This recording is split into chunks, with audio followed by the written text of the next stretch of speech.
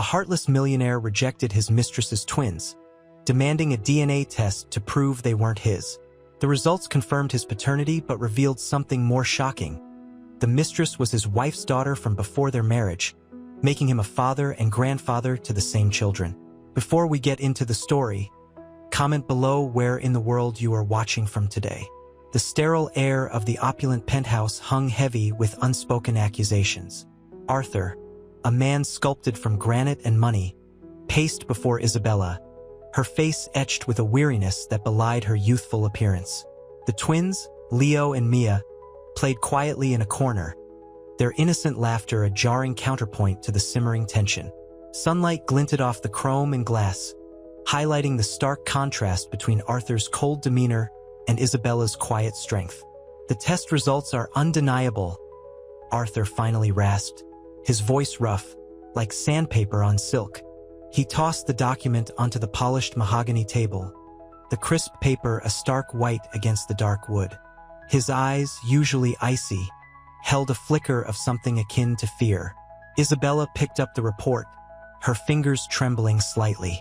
She had expected this confirmation, but the physical act of seeing it, the black and white certainty, felt like a fresh wound.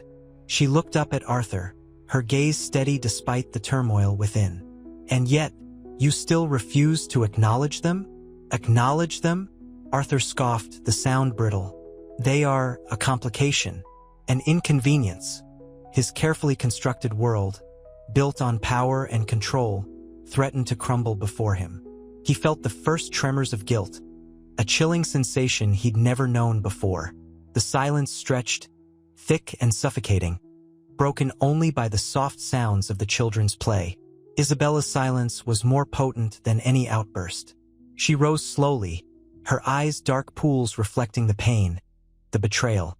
She looked at her children, her heart twisting with a fierce protectiveness. This wasn't just about the money, the rejection. This was about the shattering of her trust, the violation of her family. Arthur watched her go, the realization dawning on him. He hadn't just rejected 2 children. He had wounded a woman profoundly. He had also, horrifyingly, uncovered a secret that threatened to unravel everything he held dear. The opulence of his penthouse suddenly felt like a cage. The gilded cage of his carefully crafted lie. The DNA test, a cold, clinical document, lay between them, a stark testament to Arthur's callous rejection. The sterile scent of antiseptic clung to the air, a bitter perfume in his luxurious penthouse.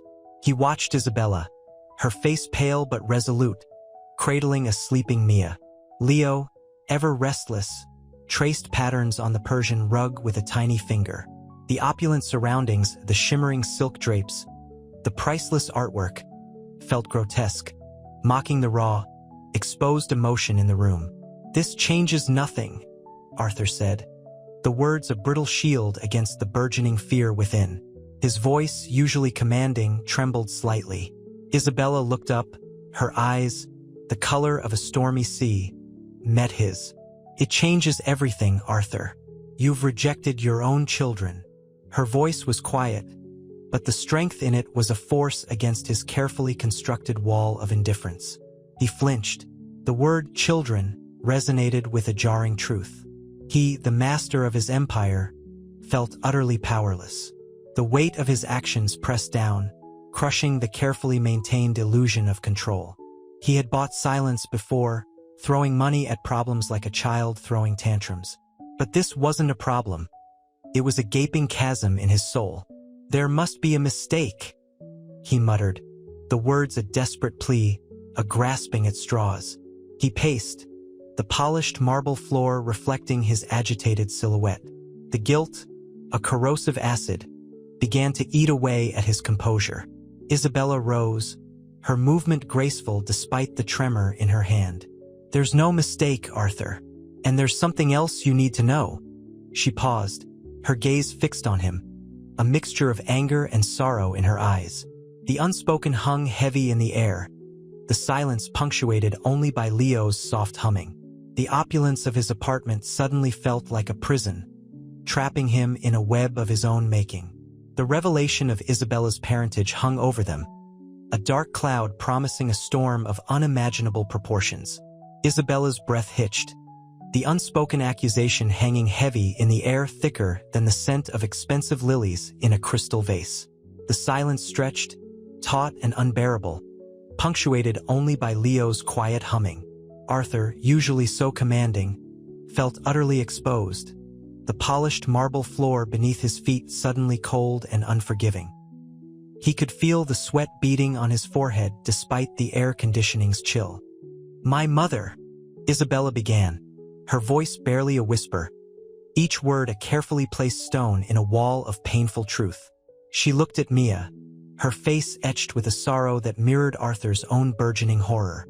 The exquisite Persian rug, usually a symbol of his wealth, now felt like a suffocating blanket. He wanted to interrupt, to deny, to retreat into the familiar fortress of his wealth and power. But the words caught in his throat, choked by a rising tide of dread. He saw the twins again, their innocent faces, their tiny hands gripping his, a fleeting moment in a lifetime of careless disregard. Isabella continued, her voice gaining strength, fueled by years of suppressed pain. "My mother was your wife's daughter from a previous marriage. Eleanor is my aunt." The words hung in the opulent space, shattering the illusion of control Arthur had so meticulously cultivated.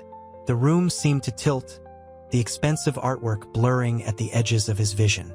He stared at Isabella, his mind reeling. He was a father, and a grandfather, to the same children. The weight of his actions pressed down, crushing him. The meticulously ordered chaos of his life crumbled around him, leaving him exposed and vulnerable in the face of an unimaginable truth. The crystal vase on the table seemed to shimmer, its contents reflecting the turmoil in his soul. He felt the chill of the marble beneath his feet seep into his bones, a stark contrast to the burning shame that consumed him. He looked at the sleeping Mia again and then at Leo humming his tuneless melody, and the cold terror replaced itself with a dreadful, heart-wrenching ache. This wasn't about money. This was about the brutal violation of love and trust on a scale he could not possibly begin to comprehend. The opulent penthouse felt less like a sanctuary and more like a gilded cage. The silence stretched, heavy and suffocating. The only sound was Leo's soft humming, a stark contrast to the turmoil raging within Arthur. He stared at Isabella, her face pale but resolute, a stark contrast to the vibrant colors of the abstract painting on the wall behind her. He wanted to speak, to deny the impossible truth hanging between them, yet his throat felt constricted, choked by a rising tide of nausea. He ran a hand through his meticulously styled hair, the gesture betraying his inner chaos. The expensive silk of his robe, usually a source of comfort, felt scratchy and irritating against his skin. The opulent penthouse, his sanctuary, now felt like a gilded cage, its walls closing in on him. This can't be true," he finally managed, his voice a hoarse whisper, barely audible above Leo's humming. The words felt hollow even to his own ears. He saw the twins again, their small faces, their trusting eyes, and a wave of unfamiliar guilt washed over him. It wasn't just the financial implications. It was the crushing weight of his own cruelty, his careless disregard for the life he had helped create. Isabella remained silent, her gaze unwavering. Her eyes, usually sparkling with a mischievous light, were now filled with a quiet sorrow that mirrored the ache in Arthur's own soul. The expensive Persian rug beneath their feet, usually a symbol of his wealth and power, felt like a cold, unforgiving expanse. He saw a flicker of something else in her eyes, a hint of understanding, perhaps even pity. The realization hit him with the force of a physical blow. Isabella wasn't just seeking financial security. She was mourning the loss of a family she had never known she could have. He had robbed her not only of a husband but of a father for her children. "You knew," he finally croaked, the words tasting like ash in his mouth. The question wasn't accusatory. It was a desperate plea for confirmation, a grasping attempt to understand the depth of his own deceit. Isabella's gaze softened slightly, a ripple of sadness disturbing the stillness of her expression. "I suspected," she admitted, her voice low and trembling. But I couldn't believe it until the test results confirmed it. I just wanted a life for my children. A father.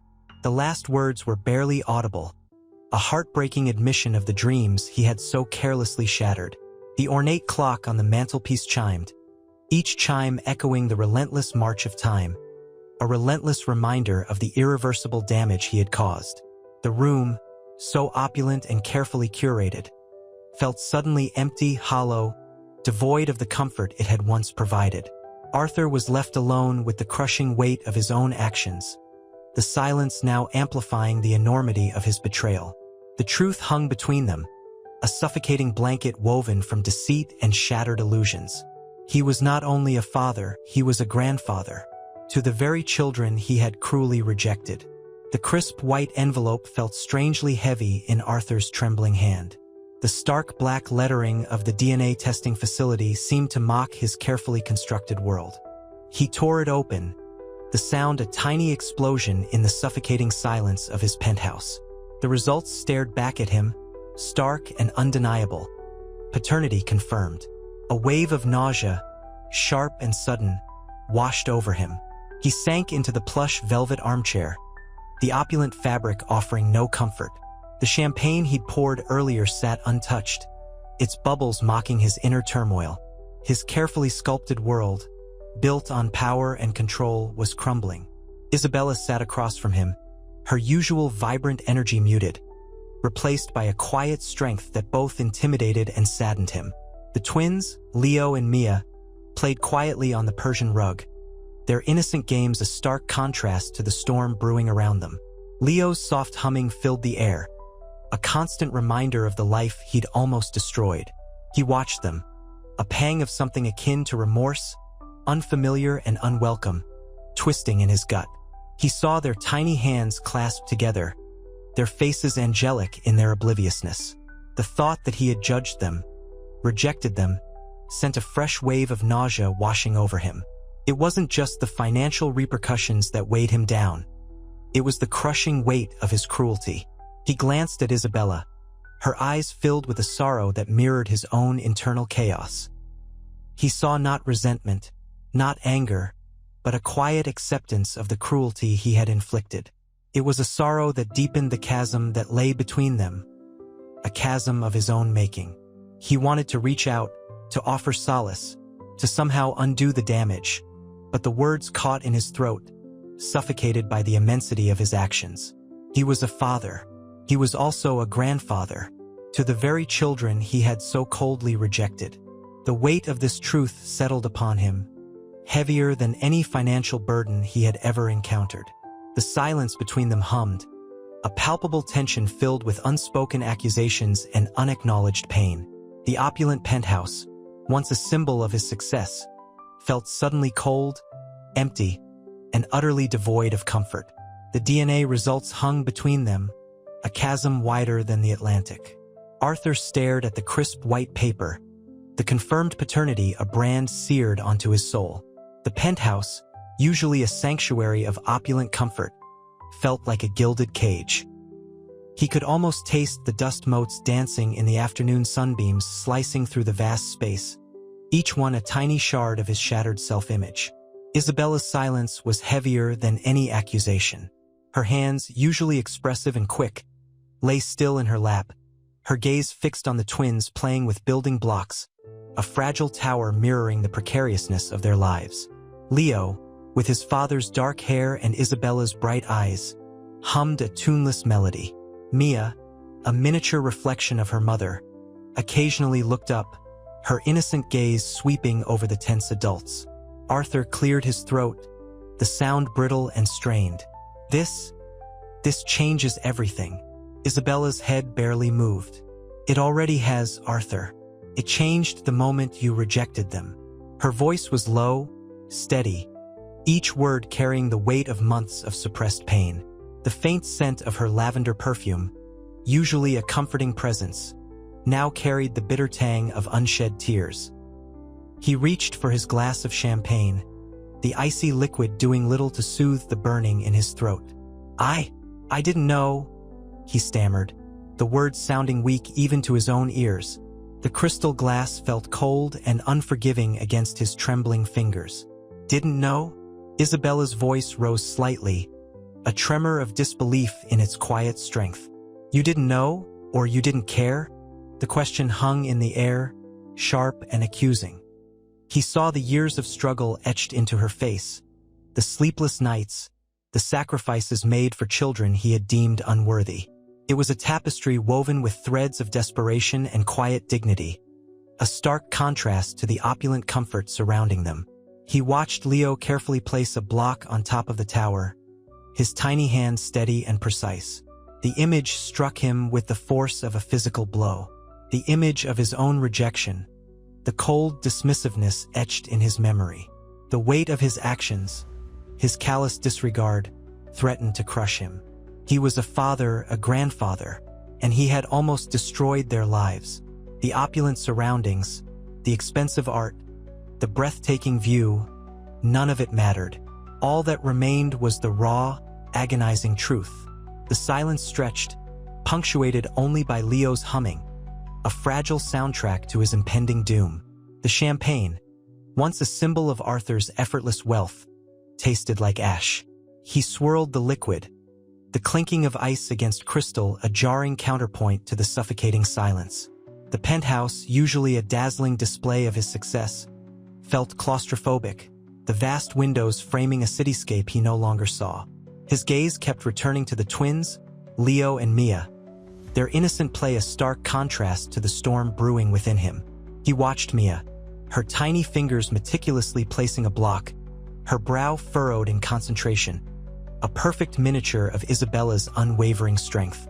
Isabella remained silent, her profile sharp against the afternoon light filtering through the floor-to-ceiling windows.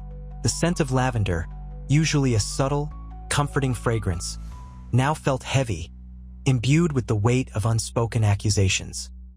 He saw the fine lines etching themselves deeper around her eyes, the subtle tremor in her hands betraying the carefully constructed facade of composure. I need time," Arthur finally stammered, his voice barely a whisper against the vastness of the room.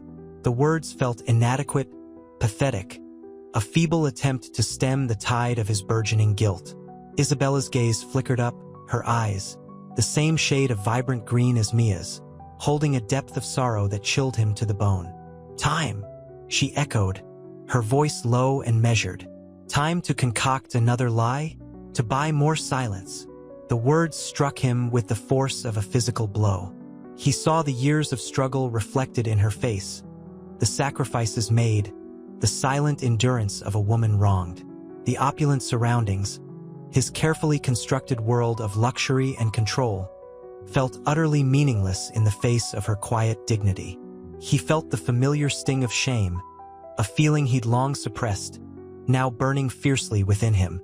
The carefully constructed walls of his emotional fortress were crumbling, revealing the terrified, vulnerable man underneath. He looked at the twins again, their innocent play a poignant reminder of the life he had nearly destroyed. Leo's dark hair, a mirror of his own, seemed to mock him. The realization that he was both their father and grandfather, a twisted, grotesque reality, hung over him like a suffocating shroud. The opulent penthouse, once his sanctuary, now felt like a prison of his own making. The weight of his actions, the chasm of his denial, threatened to crush him. He was left with a single, horrifying truth. He was responsible for the pain he had inflicted. The silence stretched, broken only by the soft sounds of the children playing, a fragile symphony playing out against the backdrop of his impending reckoning. The DNA test, the cold, hard evidence of his paternity, was merely the beginning of his downfall. The air hung heavy with unspoken accusations. Sunlight, fractured by the towering cityscape, cast long shadows across the plush carpet. The scent of Isabella's lavender perfume, usually a soothing balm, now felt sharp, almost acrid, mirroring the bitterness in the air. Leo, oblivious to the tension, tumbled a wooden block tower, his laughter a fragile counterpoint to the storm brewing. Mia, her brow furrowed in concentration, painstakingly rebuilt it, her tiny fingers mirroring her mother's quiet strength. Arthur watched them, his carefully cultivated composure crumbling. The champagne flute, forgotten in his hand, felt cold and alien against his skin. The DNA results, crisp and clinical, lay on the polished mahogany table, a stark testament to his callous rejection. He hadn't just denied paternity. He denied a part of himself, a monstrous truth he'd buried beneath layers of wealth and privilege.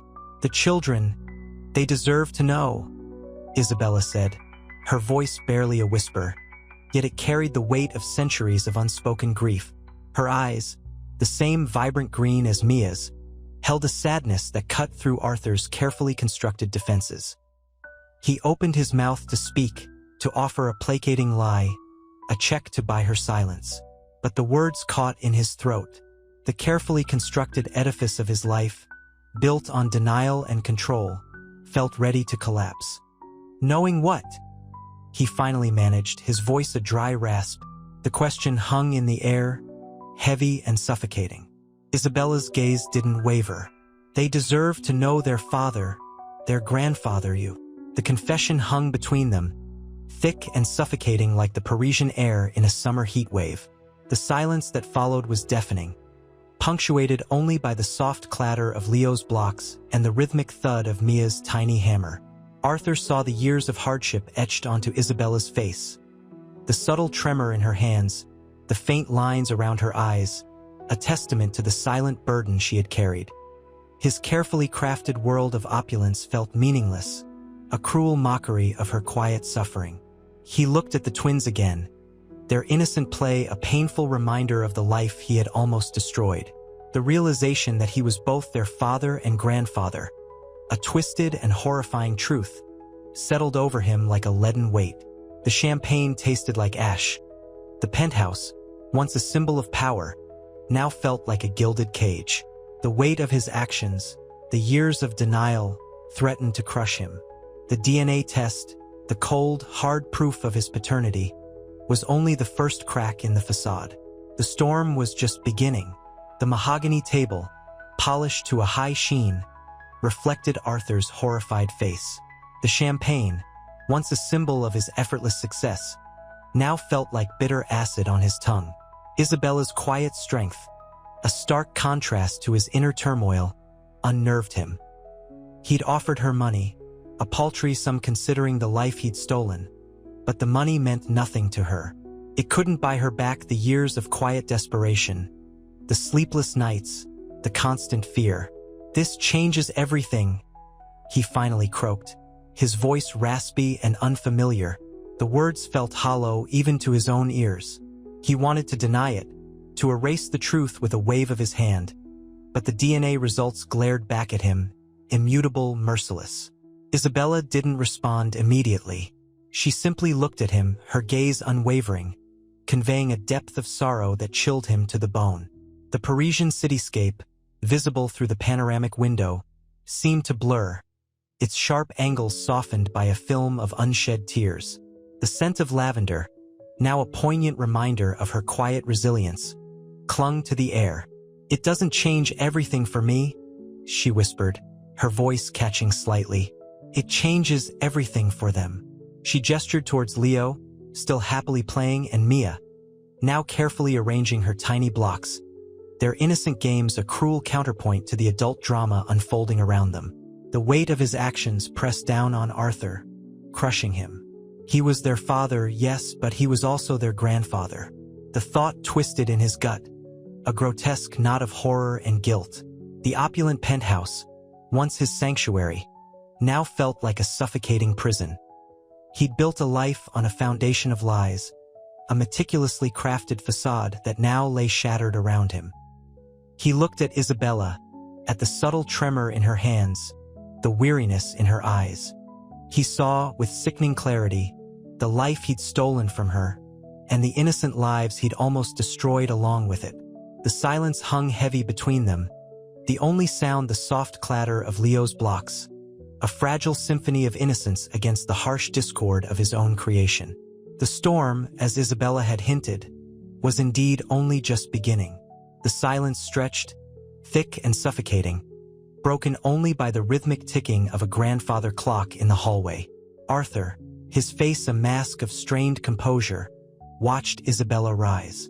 The pale Parisian sunlight, filtering through the floor-to-ceiling windows, illuminated the fine dust motes dancing in the air, each a tiny, glittering testament to the opulent emptiness of his life. He shifted in his chair, the expensive leather creaking a jarring counterpoint to the delicate clinking of Leo's toy blocks. The twins, oblivious to the gravity of the situation, continued their play, their innocent prattle a cruel irony against the backdrop of shattered family secrets. Isabella walked towards the window, her back to him. The tailored cut of her simple dress couldn't hide the tremor in her shoulders. He saw the way the light caught the faint lines of worry etched around her eyes, the subtle slump of her posture, the physical manifestation of years spent bearing burdens he hadn't even known existed. "They deserve to know," she said, her voice barely a whisper, lost in the vast expanse of the room. The words hung in the air, heavy with unspoken implications. Knowing what? He knew, of course, but acknowledging it was a different beast entirely. Arthur swallowed, the lump in his throat constricting his breathing.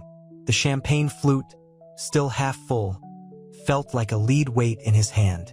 "Know what?" he asked, his voice a low rumble. He tried for a casual tone, but the words betrayed him, revealing the tremor of fear beneath the surface. Isabella turned, her gaze steady, unwavering. "Know the truth, Arthur," she said, her voice rising slightly in volume, laced with a quiet steel he hadn't anticipated. "Know that their life isn't built on lies, that their father isn't a stranger. Know that they deserve a father, a grandfather who is worthy of their love." The words hung between them, charged with a raw emotion that cut through the polished surfaces and opulent decor. The weight of his actions, the magnitude of his deception, crashed down upon him with renewed force. He was trapped in a web of his own making, a prison built not of stone and steel but of lies and denial. The opulent penthouse, once a symbol of his success, now felt like a gilded cage. He watched her leave, the sound of her retreating footsteps echoing in the cavernous room. The twins' playful chatter faded into the background, replaced by the pounding of his own heart, a relentless drumbeat of guilt and mounting dread. The storm, he realized with a sickening certainty, had only just begun. And this time there was no money in the world that could buy his way out. The mahogany desk, usually a symbol of Arthur's power, felt cold and oppressive beneath his fingertips. The DNA report lay beside a half-empty crystal decanter, the amber liquid mirroring the turmoil churning within him. He reread the stark words, each syllable a hammer blow to his carefully constructed world. Isabella's parentage, his wife's daughter, his own granddaughter and grandson. The implications were monstrous, a grotesque parody of family. He tried to buy her silence, a ludicrous attempt to sweep this cataclysmic revelation under the rug of his wealth. He'd offered a sum that would secure her and the children's future for generations, a gesture he'd expected would suffice. He'd underestimated Isabella. "It's not about the money, Arthur," she'd said, her voice low and steady, a chilling counterpoint to his opulent surroundings. The scent of lilies, usually so calming, now felt cloying, a suffocating sweetness in the face of such brutal truth. Her gaze had held a depth of sorrow that cut through him, a sorrow far deeper than mere financial hardship. It was the sorrow of betrayal, of a lineage shattered, a future stolen. He saw the fear in her eyes, a flicker of terror beneath the surface of her quiet strength. The fear wasn't just for herself. It was for Leo and Mia, the innocent twins whose playful laughter now echoed hollowly in his memory. He dismissed them as an inconvenience, a fleeting affair. Now, they were the embodiment of his deepest shame. The silence in the room felt heavier than the air itself, thick with unspoken accusations.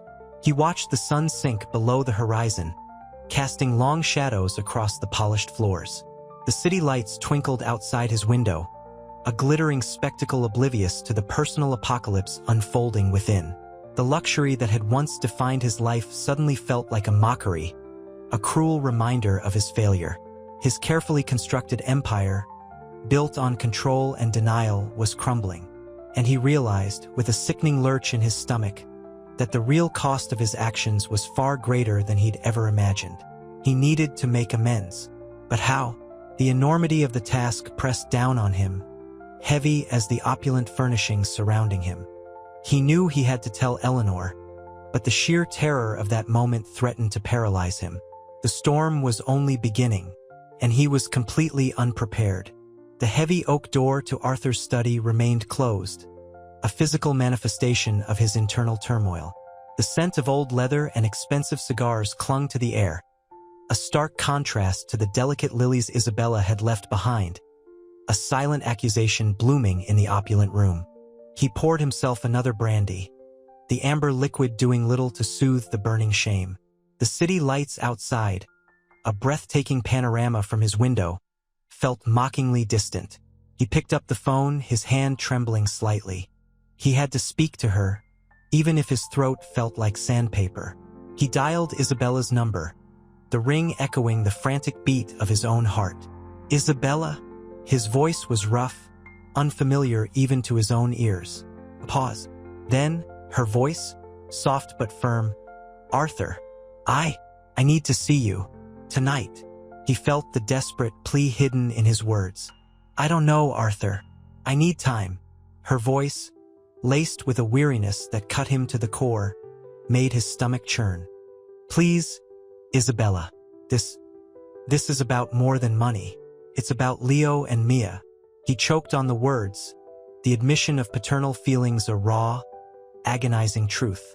A long silence hung between them, a silent chasm reflecting the vast gulf that lay between them. Finally, she relented. Fine. 7 o'clock. The usual place. The line went dead, leaving Arthur staring at the disconnected phone, the weight of his deception pressing down on him. He knew the usual place was a small, unassuming cafe far from his opulent world, a place that mirrored her quiet strength. This meeting wasn't about money. It was about facing the consequences of his callous rejection. The weight of it threatened to crush him. He ran a hand through his hair, the smooth texture oddly comforting against the chaos within. He knew this was just the beginning of his penance, and the road ahead was paved with regret. He had to start making amends, not just for the financial compensation, but for the deep-seated emotional wounds he had inflicted. The realization hit him like a physical blow. The true cost of his actions was immeasurable. He was a father and a grandfather, and he had to face that reality, however terrifying it may be. The cafe, a haven of muted light and the aroma of dark roast coffee, felt a world away from Arthur's sterile mansion. Rain lashed against the window panes, mirroring the storm raging inside him. Isabella arrived, her coat damp, her expression guarded. The lilies, a stark white against her dark coat, were a silent testament to her quiet strength. He watched her sit, the delicate curve of her spine hinting at the burden she carried. The usual boisterous chatter of the cafe faded, leaving only the rhythmic drumming of the rain and the quiet hum of their unspoken tension. I brought the documents. Isabella's voice was low, almost a whisper, yet it held a steely resolve that surprised him. She slid a file across the small, worn table. Arthur opened it, his hands trembling. It wasn't just about money anymore. The legal jargon blurred, replaced by the stark reality of his actions. Remains of his carefully constructed life. The storm had arrived, and he knew with chilling certainty that it was far from over. He had to face the consequences, the deluge of his own making. The question was, could he survive it? Could they? Eleanor's silence was a physical entity, pressing down on Arthur like the weight of the mahogany desk. The scent of lilies, once a comforting fragrance, now felt suffocating, a sickly sweetness mirroring the nausea churning in his stomach.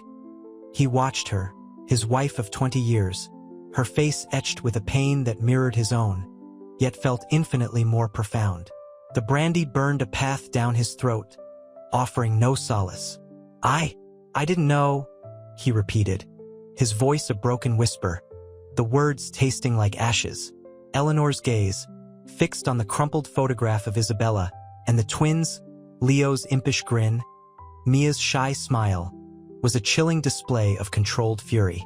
The silk of her scarf, usually draped with effortless elegance, lay limp and lifeless, mirroring the collapse of their meticulously constructed world. "Didn't know?"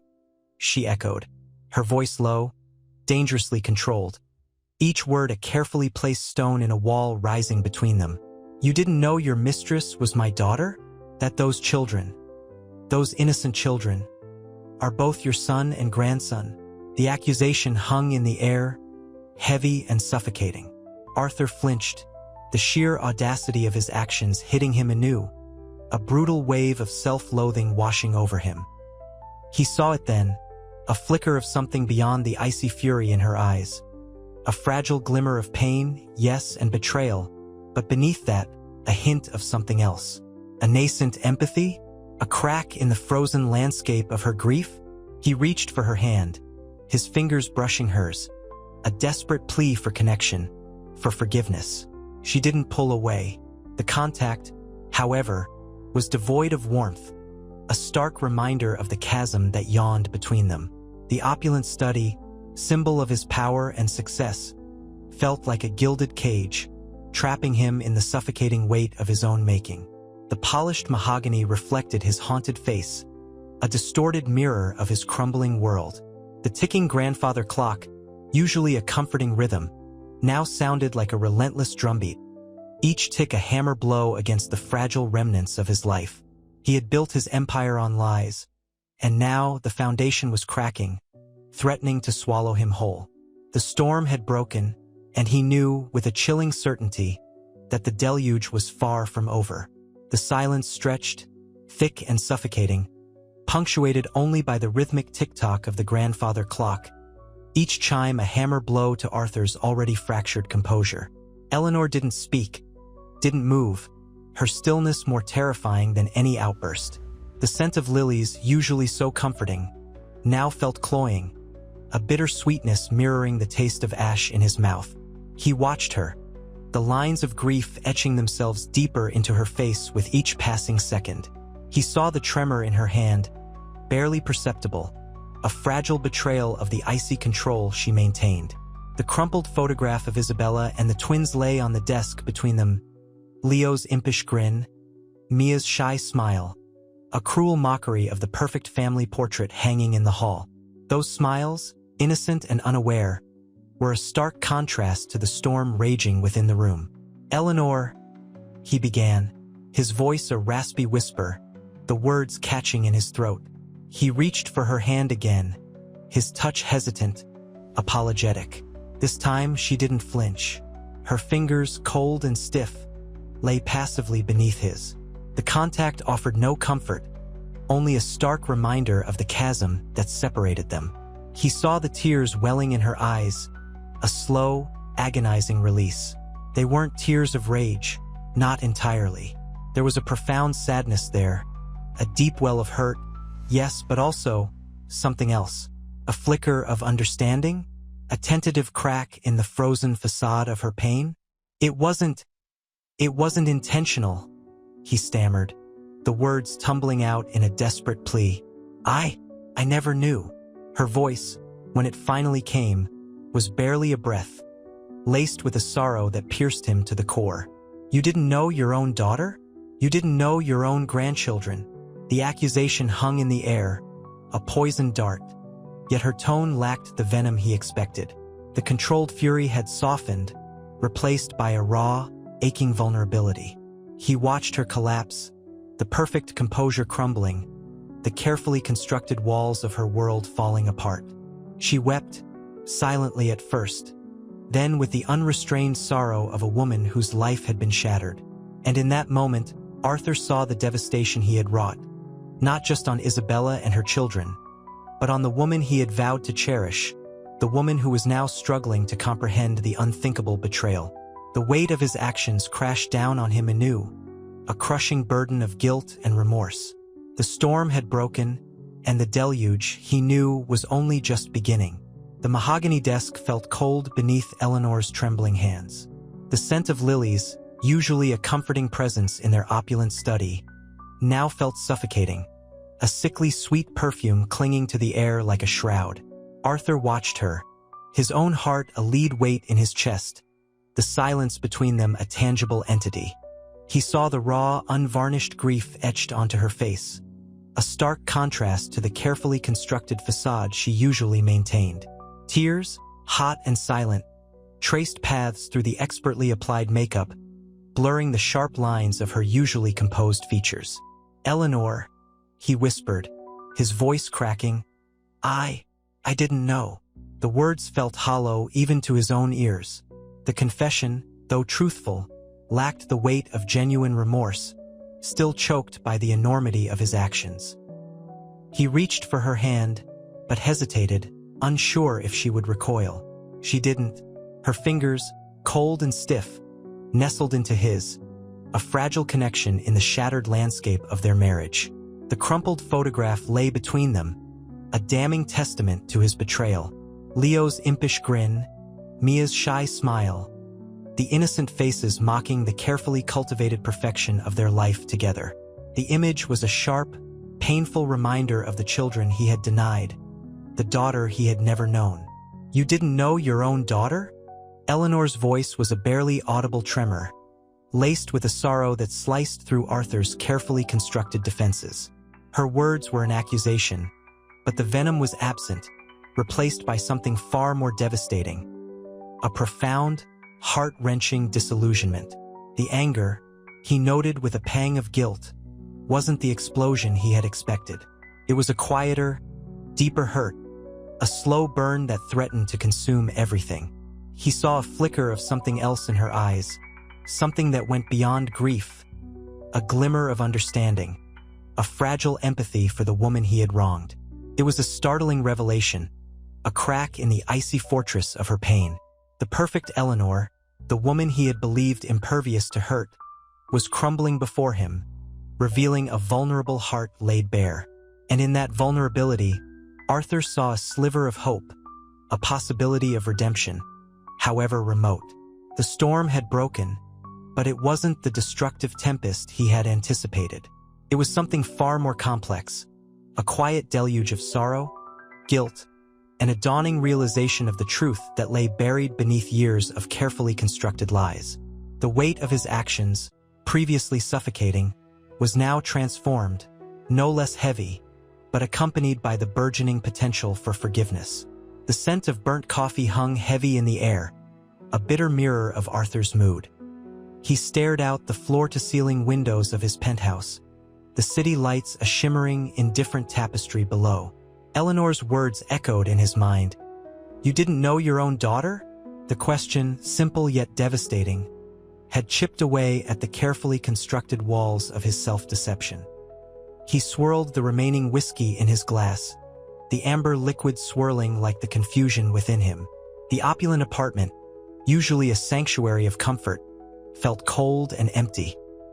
He ran a hand through his thinning hair, the gesture betraying the turmoil raging beneath his outwardly composed exterior. Guilt gnawed at him, a relentless, corrosive force. He had hidden behind wealth and power, shielding himself from the vulnerability that now threatened to consume him. A soft knock on the door broke through his reverie. He didn't need to ask who it was. Eleanor. He braced himself, his heart thudding a frantic rhythm against his ribs. He opened the door, finding her standing there, her eyes red-rimmed, her posture betraying a fragility he had never witnessed before. "Arthur," she began, her voice trembling. I need to understand." Her gaze, usually sharp and assessing, was now clouded with a mixture of hurt and bewilderment. He nodded, unable to find the words. The silence stretched, heavy and suffocating. He gestured for her to enter, his hand shaking slightly as he guided her to the plush sofa. He watched as she sank onto the cushions, her shoulders slumping with exhaustion. "Isabella, she's my daughter," he finally managed, the confession a bitter pill he forced himself to swallow. The words felt inadequate, insufficient to capture the enormity of his betrayal. Eleanor's gaze remained fixed on him, her expression unreadable. A single tear escaped, tracing a slow path down her cheek. "And the children," she whispered, her voice barely audible. They're your grandchildren?" He nodded again, the weight of his actions pressing down on him with crushing force. The city lights outside seemed to dim, their brilliance dulled by the shadows that now cloaked his soul. He knew that repairing the damage would be a monumental task, a journey fraught with pain and uncertainty. But in Eleanor's quiet sorrow, he saw a flicker of something else. A fragile thread of understanding, a glimmer of hope amidst the ruins of his life. The storm had broken, but the aftermath, though painful, held the possibility of a fragile dawn. The plush sofa sank under Eleanor's weight, the soft sigh escaping her lips a small tremor in the vast silence of the penthouse. Arthur watched, his own breath catching in his throat. The city lights, usually a source of detached fascination, now felt like a million accusing eyes. He'd built his life on a foundation of calculated indifference, and it had all crumbled. The scent of Eleanor's perfume, usually a familiar comfort, now carried the sharp tang of impending heartbreak. How could you?" Her voice, though barely a whisper, carried the weight of years of unspoken trust, shattered in an instant. Tears streamed down her face, each one a testament to the betrayal. He wanted to reach for her, to offer some comfort, but the words wouldn't come. His carefully crafted image, the man of power and control, lay in ruins. He saw the flicker of anger in her eyes, a brief blaze that quickly succumbed to the overwhelming sorrow. It wasn't just the affair. It was the lie, the deception, the casual cruelty. The realization that the man she'd loved, the man she'd built her life with, was a stranger, a monster cloaked in tailored suits and expensive watches. He opened his mouth, then closed it again. Words failed him. He watched as she traced the intricate pattern of the silk cushions, her fingers trembling. The silence stretched, thick and suffocating, punctuated only by the distant wail of a siren, a mournful counterpoint to their unspoken grief. I didn't know," he finally stammered, the words catching in his throat, tasting like ash. The confession felt inadequate, a pale imitation of the remorse twisting within him. He was a father and a grandfather to the same children, a truth so grotesque it felt unreal. Eleanor looked up, her eyes brimming with a mixture of disbelief and dawning understanding. You didn't know?" she repeated, her voice laced with an incredulity that bordered on despair. He saw the wheels turning in her mind, the pieces of the puzzle slowly clicking into place. The initial shock gave way to a nascent curiosity, to an unsettling acceptance of a truth so extraordinary it was almost unbelievable. The opulent apartment, a symbol of their successful life, now seemed to close in around them, a gilded cage of their shared deception. The city lights outside shimmered, indifferent to the emotional earthquake that had ripped through their lives. The weight of his actions, of his lies, pressed down on Arthur with crushing force. The future, once predictable and assured, now seemed a vast, uncertain landscape. The crisp autumn air bit at Arthur's cheeks as he stood outside Isabella's modest apartment building. He'd spent the last 3 days wrestling with guilt, a feeling so alien it felt like a physical illness. The ornate silver lighter in his hand, a constant companion, felt heavy, a symbol of his past extravagance and callous indifference. He took a deep breath, the scent of damp leaves and distant wood smoke a stark contrast to the usual perfume of wealth and power. He pushed the button for the intercom. Isabella's voice, hesitant but polite, was a small tremor in the otherwise silent morning.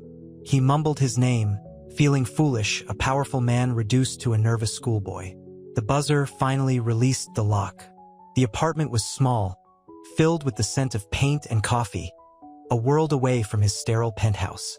Isabella stood by the door, her eyes red-rimmed, but her posture strong. Leo and Mia, their faces smudged with crayon, clung to her legs. He hadn't expected this quiet strength, this resilience in the face of his cruelty.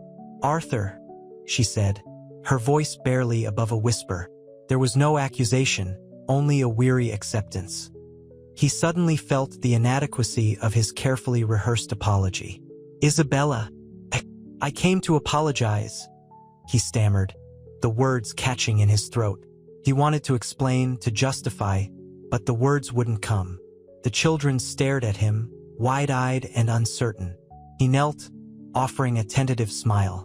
Leo, the bolder of the two, cautiously extended a hand. Arthur took it, his own trembling. The child's small hand felt surprisingly warm, a stark contrast to the chill of the morning. Mia followed suit, her touch hesitant but gentle. He spent the next hour awkwardly trying to connect with them, reading them a silly book, his usually stiff fingers fumbling with the pages. He saw a flicker of curiosity in Leo's eyes, a hint of warmth in Mia's smile. It wasn't a sudden transformation, but the beginning of a painfully slow thaw. Leaving, he felt a lightness he hadn't experienced in years. The city, no longer a symbol of his detached success, felt different.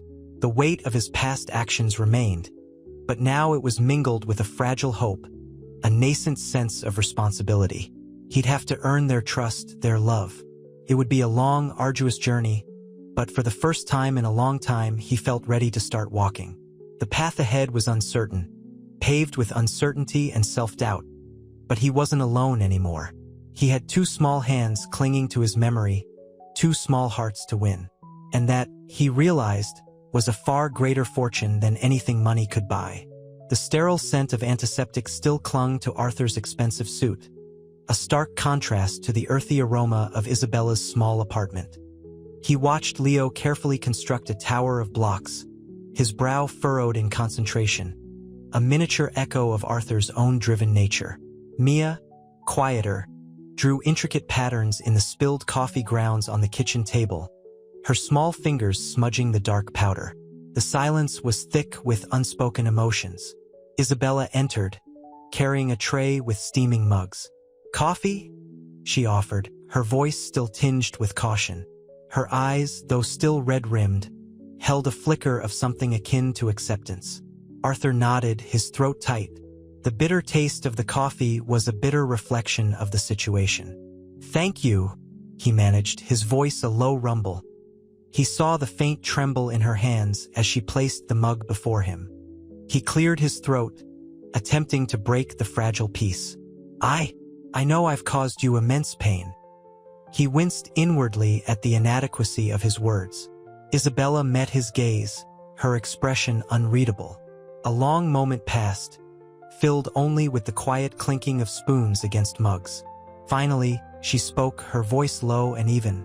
"Saying you're sorry doesn't erase what you did, Arthur. It doesn't undo the hurt." He knew she was right. His words were hollow, insufficient to repair the damage. He needed to demonstrate, not just declare, his remorse. He looked at the children, their faces still etched with a wary curiosity. He reached out, his hand hesitant, and gently touched Leo's head. The boy flinched, but didn't pull away. "I want to be a part of your lives," he said, his voice choked with emotion. The words felt raw, honest, different from the carefully constructed pronouncements he was used to. This was genuine, clumsy, but real. This time he knew it wasn't just about him. Isabella watched him, her eyes searching, assessing. The weight of her past, the betrayal she had endured, was visible in the lines etched around her eyes. Yet, he saw a glimmer of hope, a possibility of forgiveness, nestled within her quiet observation. The air shifted. The tension, though still present, felt less suffocating. The silence now less heavy with unspoken accusations. The path to reconciliation was a long one, fraught with obstacles, but for the first time, Arthur felt a fragile sense of optimism. He had a lot to make up for, a mountain of trust to rebuild, but the first tentative steps had been taken. The crisp autumn air nipped at Arthur's cheeks as he stood outside Isabella's modest brownstone. He'd brought a bouquet of sunflowers, their vibrant faces a jarring contrast to the gray sky. He'd chosen them for their brightness, a feeble attempt to pierce the darkness that had settled between them. He rang the bell, the sound echoing the tremor in his own hands. Isabella opened the door, her eyes, the same shade of hazel as Leo and Mia's, guarded. The children peeked from behind her legs, their faces a mixture of apprehension and curiosity. I came to see them. Arthur began, his voice rough. He offered the sunflowers. I thought they might like them. Isabella didn't immediately take them. She studied him, her gaze lingering on his expensive suit, a stark reminder of the chasm that separated their worlds. The silence stretched, thick and heavy with unspoken resentments. Finally, she sighed, a sound that spoke volumes of weariness and pain. Come in, Arthur. The apartment was small, filled with the scent of paint and dried herbs. The children, still hesitant, crept out from behind their mother and stared at the flowers. Leo, bolder, cautiously reached out and touched a petal. They're pretty, he whispered, his voice barely audible. A wave of tenderness washed over Arthur. It was a genuine smile, a spontaneous reaction that surprised even himself.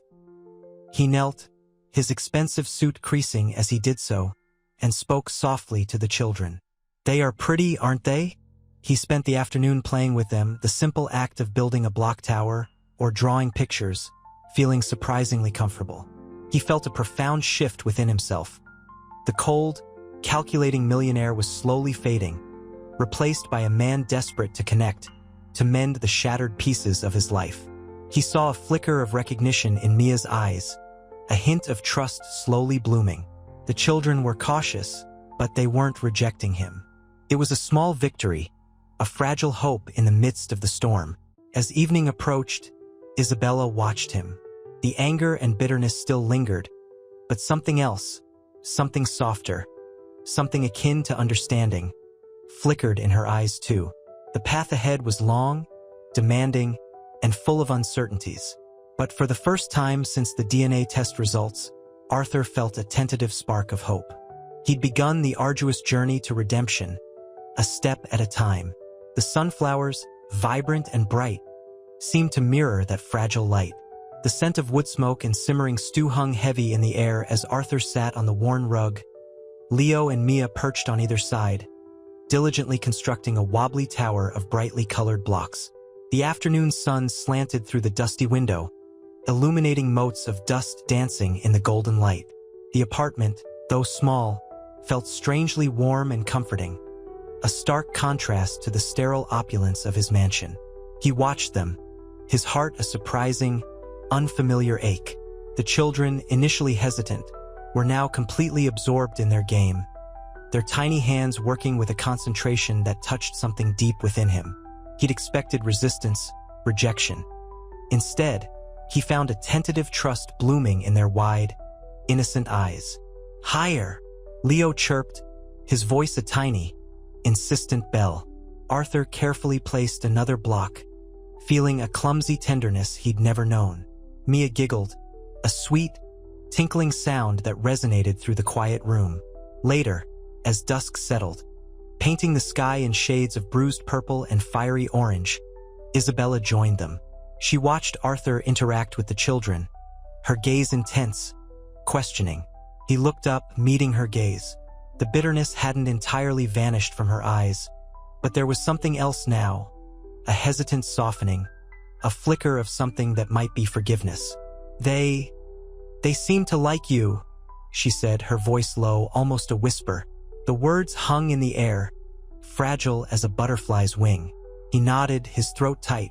I want to be a part of their lives, he managed, the words tumbling out, raw and unpolished.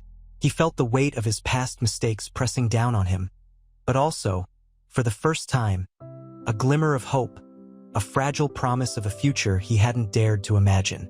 Isabella didn't reply immediately. She simply watched him, her gaze searching, assessing. The silence stretched, filled only with the quiet hum of the city outside. Then, slowly, a faint smile touched her lips. It wasn't a smile of happiness. Not yet, but it was a smile of acceptance, a tentative step towards healing. The sunflowers, now wilted but still vibrant, lay beside them, silent witnesses to the fragile peace settling over them. The journey was far from over, but in that quiet room, filled with the scent of wood smoke and hope, a new chapter had begun. The muted sunlight filtering through the tall windows of Eleanor's sunroom painted long shadows across the polished floor. Dust motes, illuminated like tiny stars, danced in the golden beams. Eleanor, cradling a chipped teacup, watched the steam curl upwards, mirroring the turmoil swirling within her. The scent of jasmine, usually calming, felt suffocating today. Arthur's confession had left her reeling, the carefully constructed world she'd inhabited crumbling around her like a decaying sandcastle. "It's a lot to take in," she whispered, her voice barely audible above the gentle clinking of the teacup against the saucer. She hadn't spoken much since Arthur had left, the weight of his revelation pressing down on her, a physical burden. Silence stretched, thick and heavy, punctuated only by the rhythmic tick-tock of a grandfather clock in the hall. The opulent room, usually a source of comfort and pride, now felt suffocating, a gilded cage trapping her in a labyrinth of emotions. Anger, betrayal, confusion, they warred within her, a chaotic symphony of hurt. Suddenly, a memory surfaced. Arthur's laugh, ringing and bright, during their early years. It felt like a lifetime ago, a memory from a different life, a life that no longer existed. A tear escaped, tracing a glistening path down her cheek. She rose, pacing the length of the sunroom, her reflection a blurred ghost in the large window. Isabella's face flashed in her mind, not as a rival, but as a young woman betrayed, a victim of Arthur's callous disregard. An unexpected wave of empathy washed over Eleanor, surprising and unsettling in its intensity. She picked up a framed photograph, a picture of her and Arthur on their wedding day, their faces radiant with youthful optimism. A bitter chuckle escaped her lips. The picture felt like a lie now, a cruel mockery of the reality she now faced.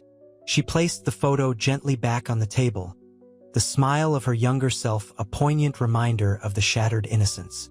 The jasmine scent intensified, now a bittersweet perfume of lost dreams and a dawning understanding. The journey ahead wouldn't be easy, but for the first time, Eleanor saw a path, however faint, towards healing, a path that might lead not to revenge, but to a fragile, unexpected empathy. The tea grew cold in her cup, unnoticed. The following days were a blur of hushed phone calls and furtive meetings. Arthur, haunted by guilt, paced the opulent halls of his mansion, a caged lion restless in its gilded cage.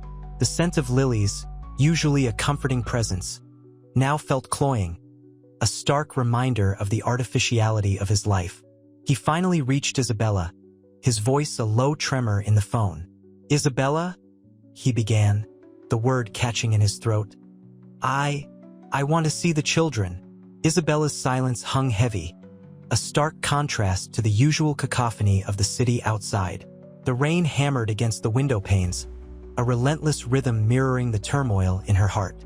Trust, once shattered like a priceless vase, was not easily mended.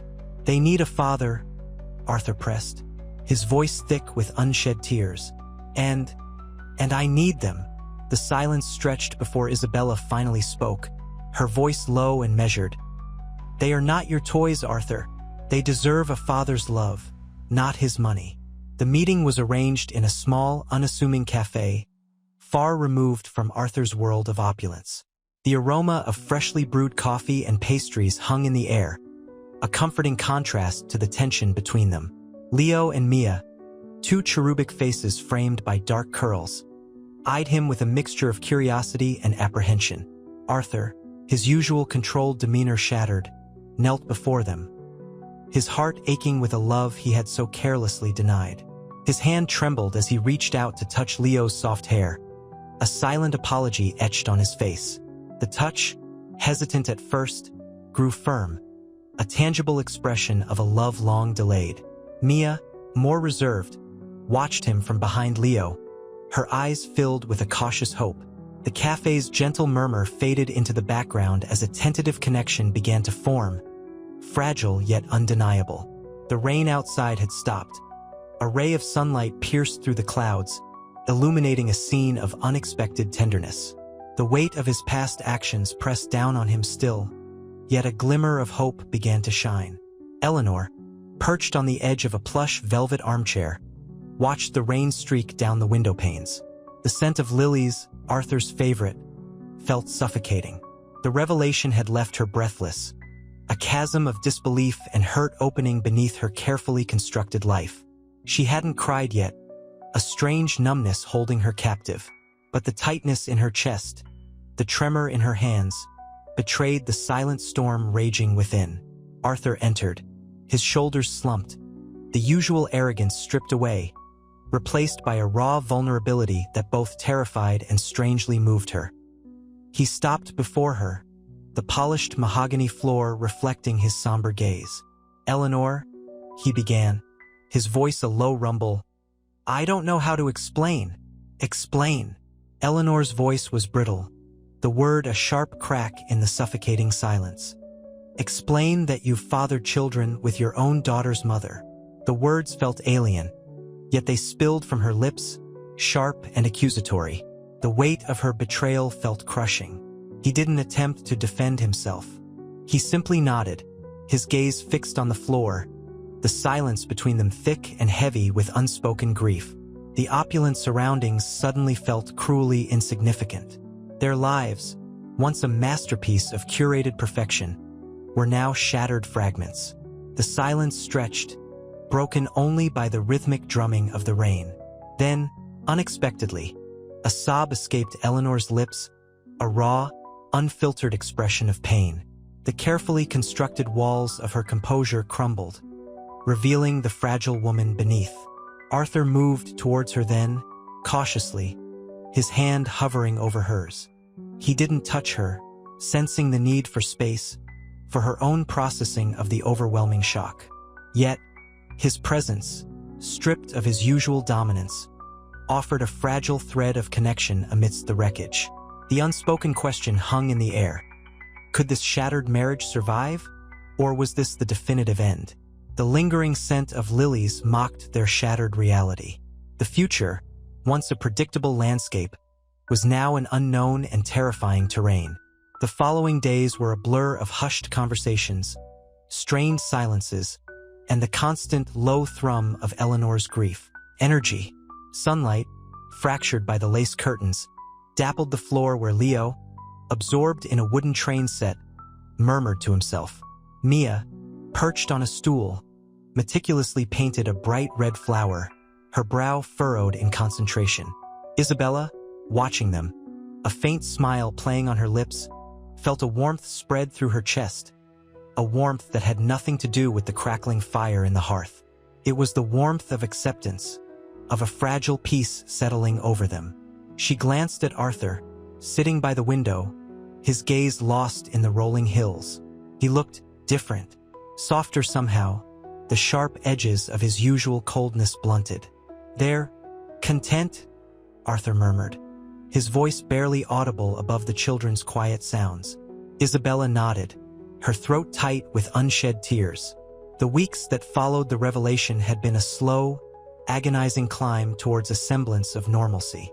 Arthur, for all his past callousness, had surprised her with his persistent efforts. He'd shown up, not with checks, but with patience, clumsy attempts at connection, and a hesitant willingness to learn. "It's unexpected," he admitted, turning to her, his eyes filled with a quiet wonder. This feeling of belonging." Isabella met his gaze, a flicker of something akin to forgiveness in her own eyes. "Unexpected, yes, but not unwelcome." She paused, searching for the right words. "I never imagined you capable of." She trailed off, unable to articulate the depth of his transformation. He understood.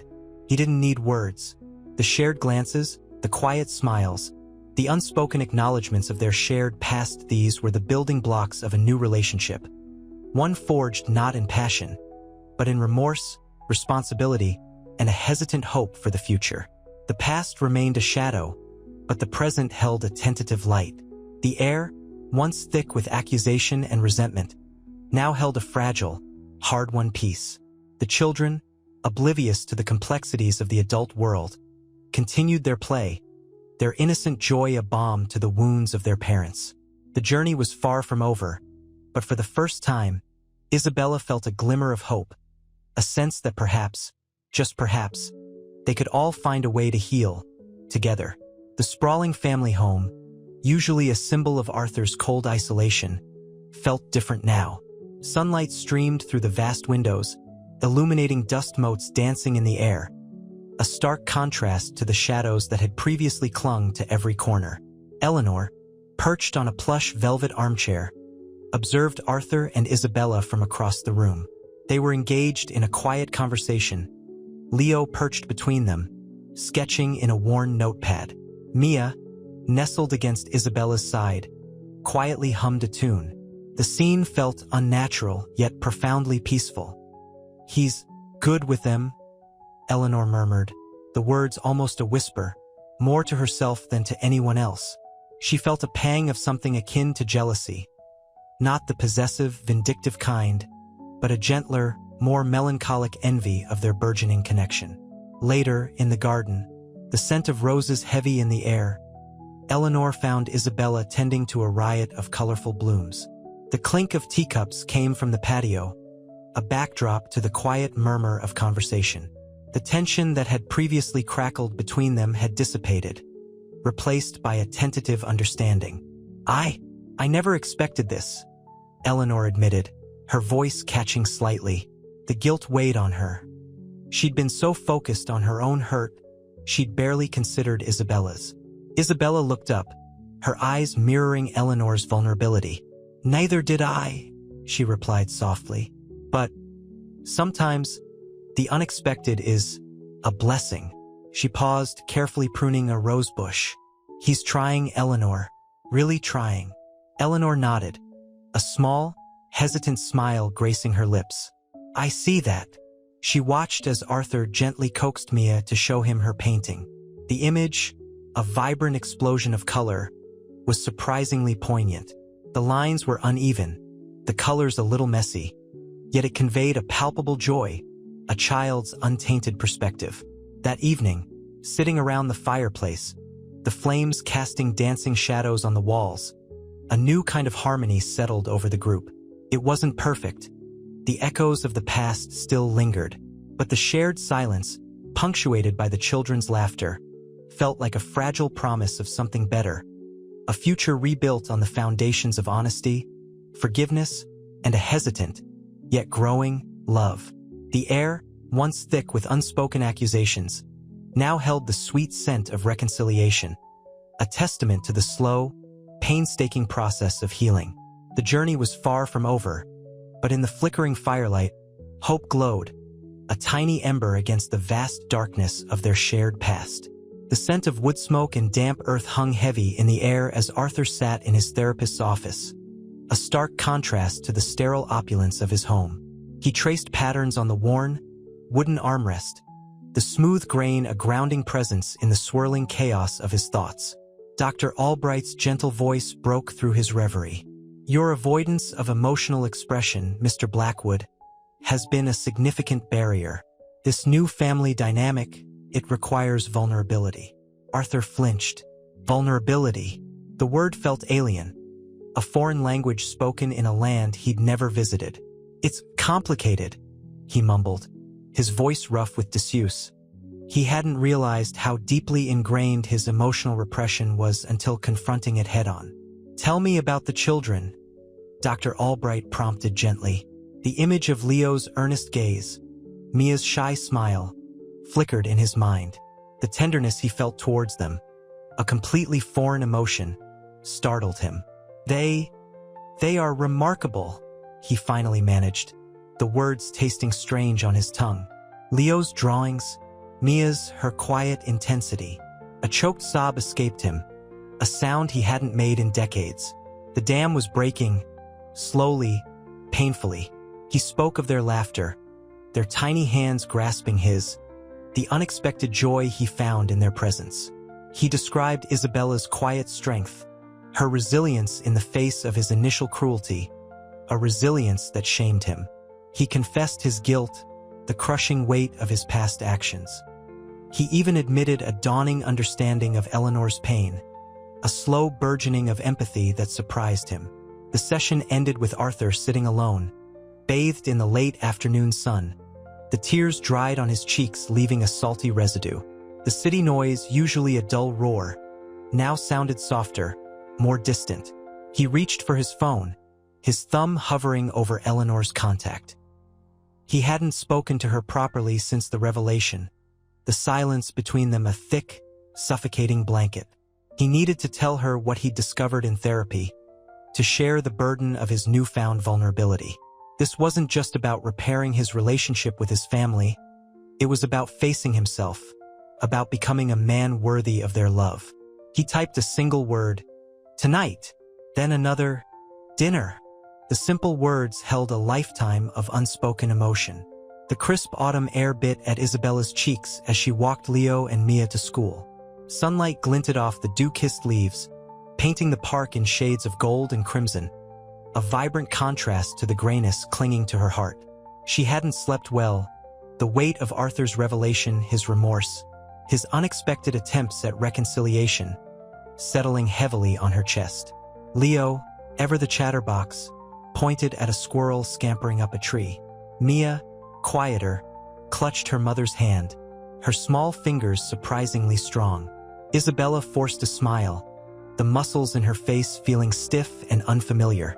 The children were oblivious, their innocent joy a painful reminder of the turmoil swirling within her. Later, at a small cafe, the aroma of strong coffee and freshly baked bread did little to soothe her anxieties. Her phone buzzed, a text from Arthur. "Meeting at the gallery at 2? Need to discuss the children's future." The message was simple, yet it held the weight of unspoken promises, the fragile hope of a future she'd barely dared to dream of. The gallery, usually a haven of creativity, felt sterile and cold. Arthur sat amidst the canvases, his usual sharp features softened by a weariness that tugged at Isabella's heart. He looked older, burdened, the weight of his actions etched onto his face. "Isabella," he began, his voice low and hesitant. "I know I don't deserve forgiveness, but He paused, struggling to find the words, his usual commanding presence replaced by vulnerability. "I want to be a part of their lives, truly be a part of it, not just financially." Isabella's eyes welled up. I don't know what to say, Arthur. The hurt runs deep." She paused, swallowing the lump in her throat. "But seeing you truly wanting to be a father, it's unexpected." He nodded, his gaze fixed on his hands. "I understand. I'll prove it. I'll be there for them no matter what. I'll face Eleanor together and face the fallout. We will face this together." His voice cracked slightly, a hint of the man beneath the layers of wealth and cold indifference finally emerging. The silent promise hung between them, heavy with the weight of past mistakes and the tentative hope of a future built on fragile trust. The sun streamed through the gallery window, casting long shadows that danced on the canvases, a silent witness to their hesitant reconciliation. The gallery, usually vibrant with color, felt cold and stark. Dust motes danced in the afternoon sunbeams slicing through the high windows, illuminating the tense silence between Arthur and Isabella. The scent of linseed oil, usually comforting, now hung heavy, mirroring the weight of their unspoken words. Arthur, usually impeccably dressed, looked rumpled, his expensive suit unable to mask the weariness etched onto his face. He avoided her gaze, his fingers tracing the lines of a nearby sculpture. "I know this is a lot," he finally said, his voice a low rumble, a stark contrast to his usual commanding tone. The vulnerability in his voice was unexpected, unsettling. Isabella met his gaze, her own eyes shimmering with unshed tears. The years of hurt, the betrayal, the sudden, shocking revelation of their intertwined family history, all swirled within her. "It is," she whispered, her voice trembling slightly. The years of quiet strength she'd cultivated threatened to crumble. He looked up, his eyes pleading. "But I want to be a father to Leo and Mia. A grandfather." He paused, his throat catching. "I've started therapy. I'm trying to understand what I did, why I acted the way I did." The admission hung in the air, heavy and poignant. Isabella saw a flicker of the man she'd once known, the man beneath the layers of wealth and arrogance. A man capable of regret, of genuine remorse. It was a fragile glimmer, easily extinguished, but it was there. A tear escaped, tracing a path down her cheek. "It's not just about the children, Arthur," she said softly, her voice thick with emotion. "It's about everything. The lies, the deception. Eleanor." His shoulders slumped. "I know. I'm going to tell her. Together. I can't do this alone." He looked at her directly then, his gaze raw and honest. "I need your help. I need your forgiveness. Eventually." She nodded slowly, her heart a battlefield of conflicting emotions. Anger warred with a surprising flicker of hope. "It won't be easy, Arthur. But perhaps." She paused, gathering her thoughts, the weight of her decision pressing down on her. "Perhaps we can start rebuilding." The tentative word hung in the air, a fragile bridge across the chasm of their past. The sun dipped lower, casting long shadows across the gallery floor, a silent witness to the fragile beginnings of their unlikely reconciliation. The air, though still heavy with the weight of past hurts, held a sliver of hope, a faint promise of a future built on the shaky foundations of forgiveness and unexpected family ties. The therapist's office smelled faintly of lavender and old paper. Arthur, usually so impeccably groomed, fidgeted in the plush armchair, the expensive fabric doing little to soothe his frayed nerves. Dr. Albright, a woman whose kind eyes held a depth of understanding that unnerved him, simply observed. He'd been coming for weeks, the sessions a grueling excavation of a life built on denial and control. "It's the guilt," he finally admitted, his voice a low murmur swallowed by the quiet room. The weight of his actions pressed down on him, a suffocating blanket woven from betrayal and deceit. He described Eleanor's reaction, the initial shock, the raw, wrenching pain. He recounted the quiet dignity with which Isabella had faced his confession, a strength that both humbled and terrified him. He spoke of Leo and Mia, their innocent faces a constant reminder of the damage he'd inflicted. Tears welled, blurring his vision, a stark contrast to the carefully constructed emotional armor he'd worn for so long. "I've never felt this vulnerable," he confessed, his voice cracking. The admission felt like a stripping away of layers, revealing a man who was both terrified and oddly relieved to finally confront his true self. Dr. Albright's gentle nod was the only response, a silent acknowledgement of the arduous journey he was undertaking. He'd expected anger, judgment.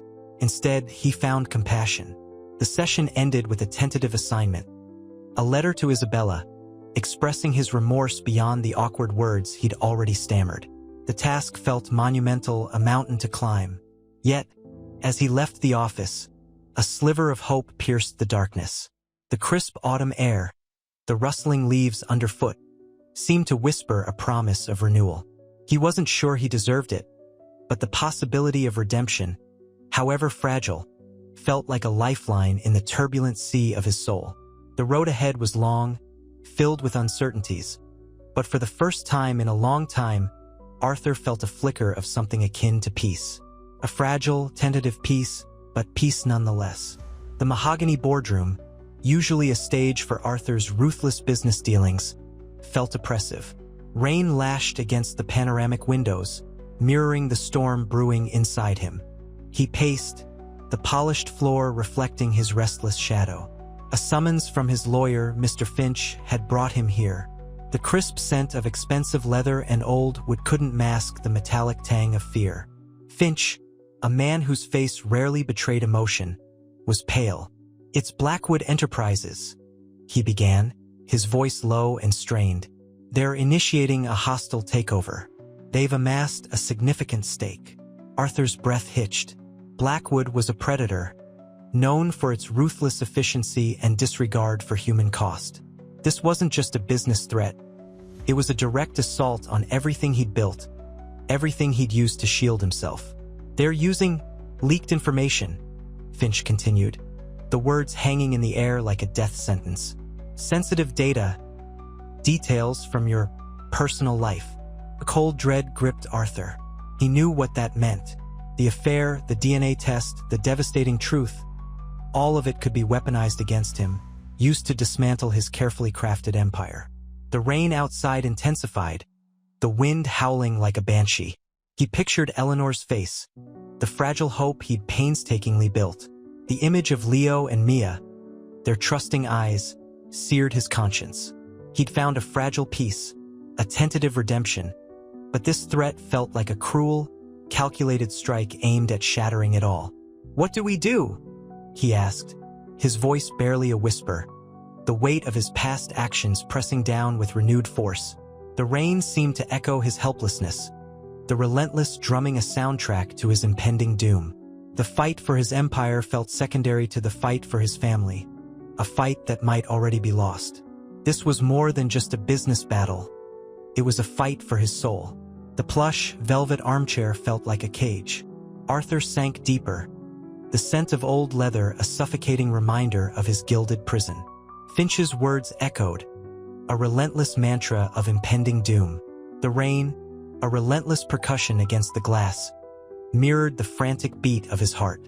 He closed his eyes, the image of Leo's bright smile a stark contrast to the darkness closing in.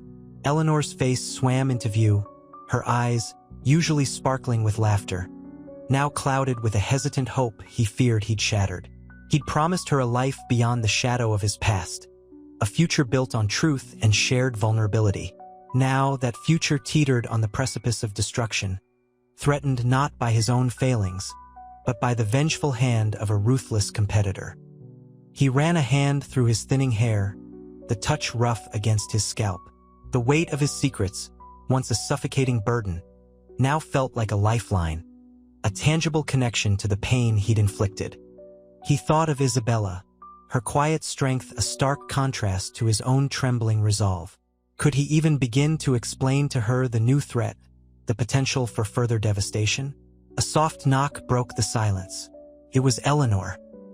He could feel the tremor in her hand as she placed a cup of tea on the table beside him, the delicate china a fragile offering in the face of encroaching chaos.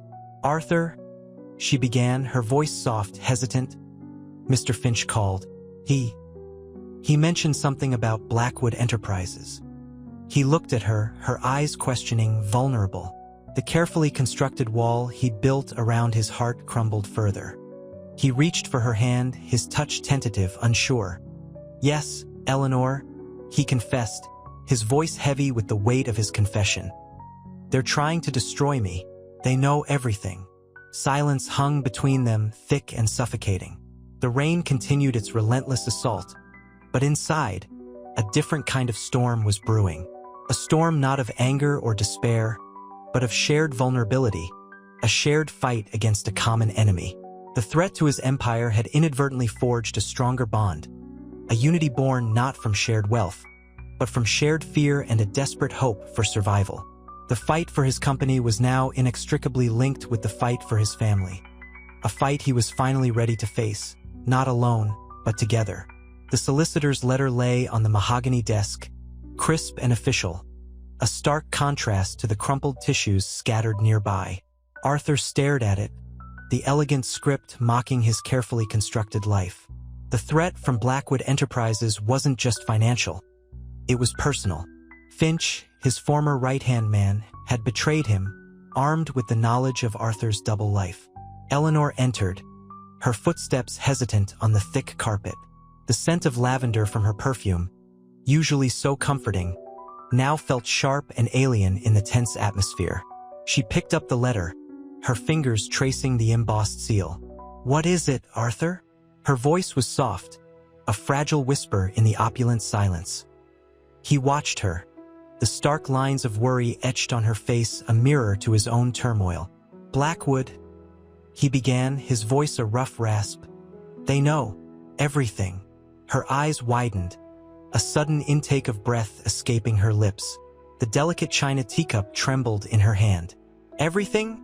she repeated, the word barely audible, a prayer whispered in the face of impending doom. He nodded, the weight of his confession pressing down on him. The rain lashed against the windows, mirroring the storm raging within him. "About Isabella, about the children." Eleanor's silence was deafening, a chasm of shock and disbelief opening between them. The carefully built walls of their marriage, once impenetrable, were crumbling under the weight of the truth. The scent of rain mingled with the sharp tang of fear in the air. The fire in the hearth crackled, casting dancing shadows that seemed to mock their vulnerability. He reached for her hand, his touch hesitant, unsure. This wasn't the united front he'd envisioned against Blackwood. This was a far more fragile battle, one fought not just against a business rival but against the ghosts of his past and the deep wounds he'd inflicted. "We have to face this together," he whispered, his voice thick with emotion. "For the children, for us." His eyes met hers, seeking solace, understanding. In the depths of her gaze, he saw not just hurt, but a flicker of something else. Resolve. The shared fear of losing everything, of losing each other, was forging a new bond, stronger than the wealth and power he'd always relied upon. The fight had begun, and this time he wouldn't fight alone. The solicitor's letter, a stark white rectangle against the mahogany, felt like a cold tombstone marking the end of Arthur's carefully constructed life.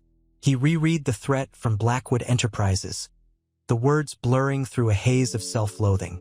Finch, his viper of a former associate, had struck, armed with the explosive secret of his double life. The rain hammered against the library windows, a relentless percussion accompanying the turmoil within him. Eleanor entered, her presence a fragile counterpoint to the storm raging outside. The lavender scent of her perfume, usually soothing, now felt sharp, a discordant note in the symphony of his despair. She picked up the letter, her fingers tracing the embossed seal, a silent question hanging in the air. "What is it, Arthur?" Her voice was a whisper, laced with the delicate tremor of fear. He saw it in her eyes, that fragile bloom of apprehension that mirrored his own escalating dread. "Blackwood," he began, his voice a gruff rasp, each syllable a stone weighing down his chest. "They know everything." The teacup in her hand clattered against the saucer, the delicate porcelain sound jarring in the opulent silence. Her eyes widened, mirroring the shock that threatened to shatter him. "Everything?" she repeated, the word a breathless question. He nodded, the weight of his confession crushing him.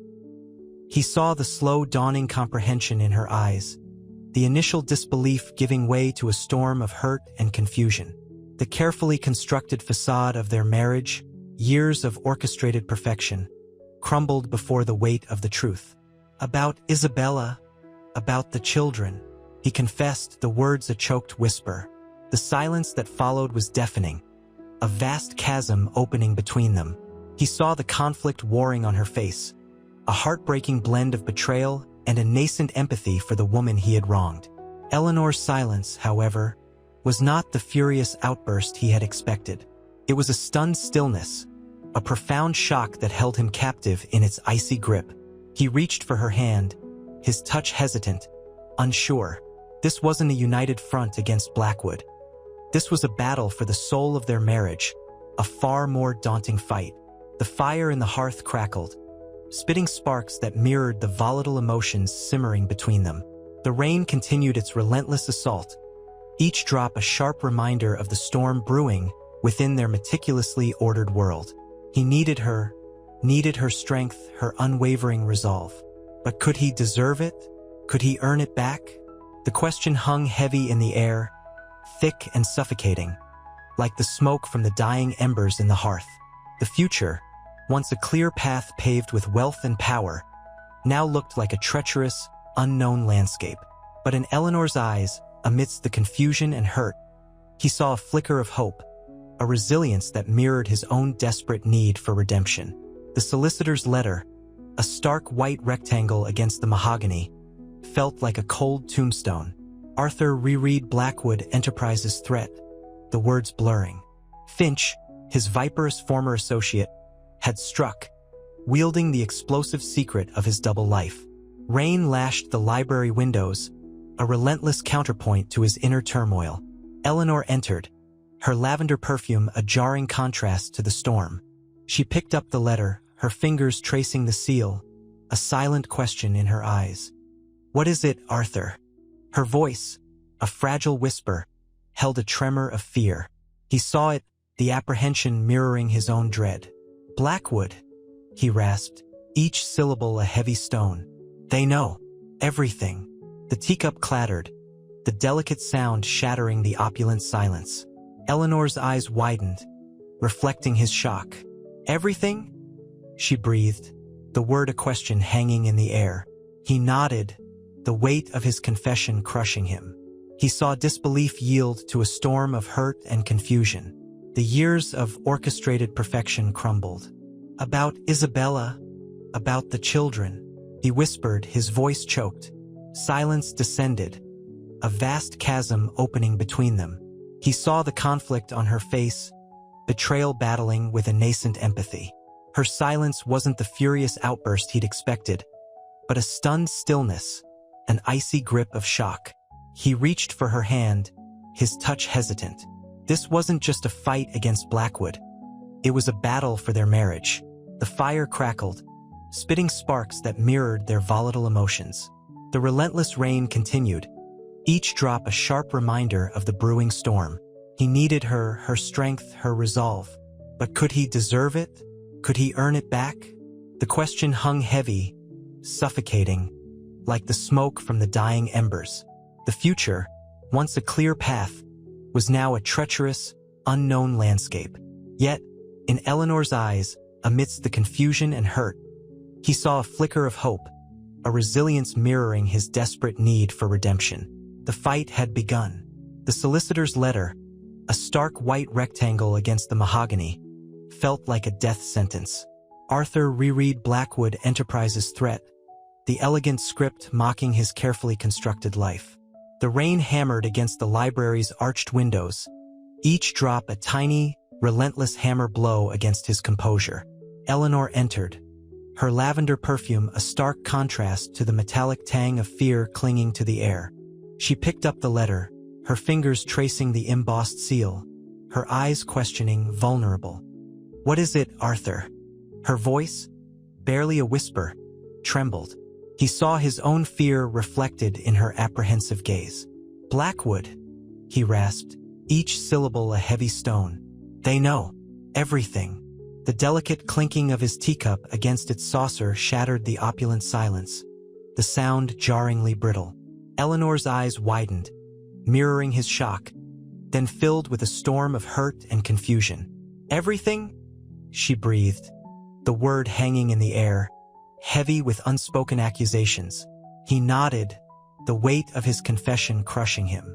Years of meticulously crafted perfection crumbled, revealing the rot beneath. "About Isabella, about the children," he whispered, his voice choked with a mixture of guilt and terror. Silence descended, thick and suffocating, a chasm opening between them. He expected fury, a torrent of rage, but instead, he saw a stunned stillness, an icy grip of shock holding her captive.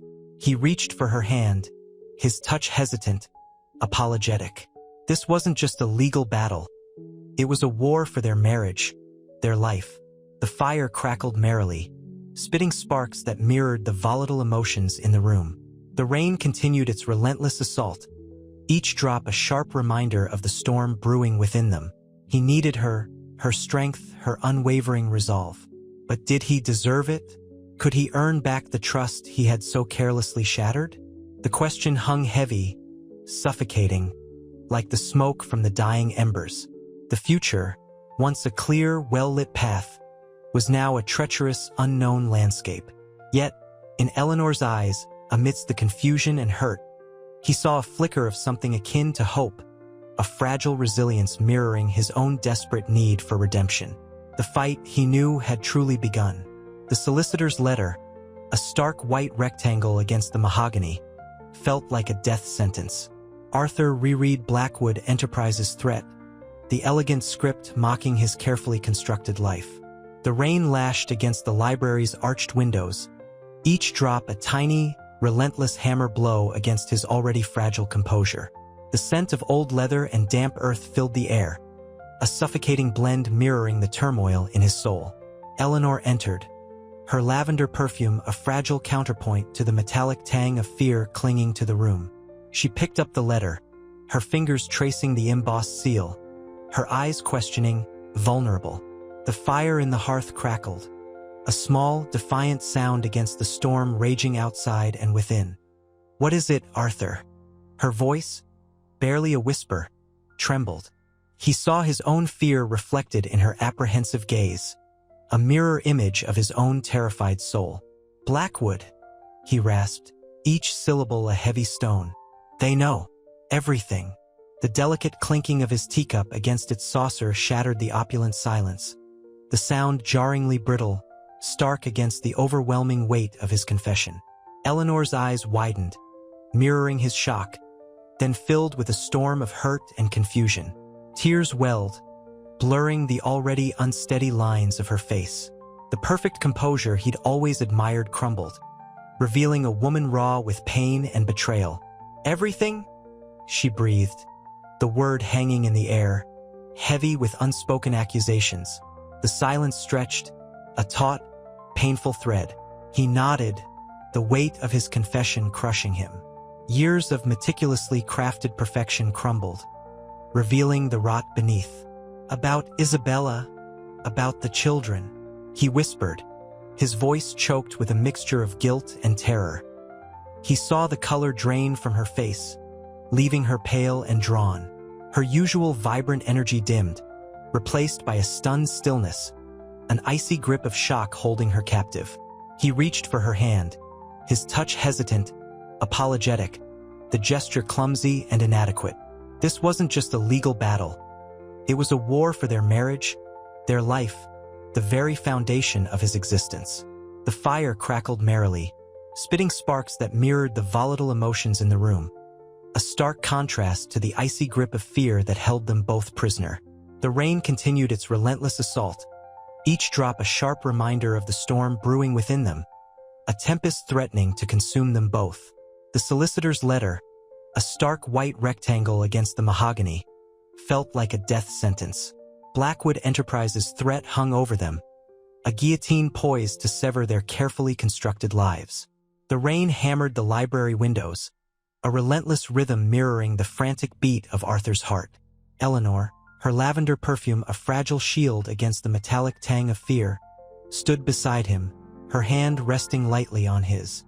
"They know," Arthur whispered, his voice raw. The words tasted like ash in his mouth. Eleanor's breath hitched. "Everything?" The question hung in the air, fragile as a butterfly's wing.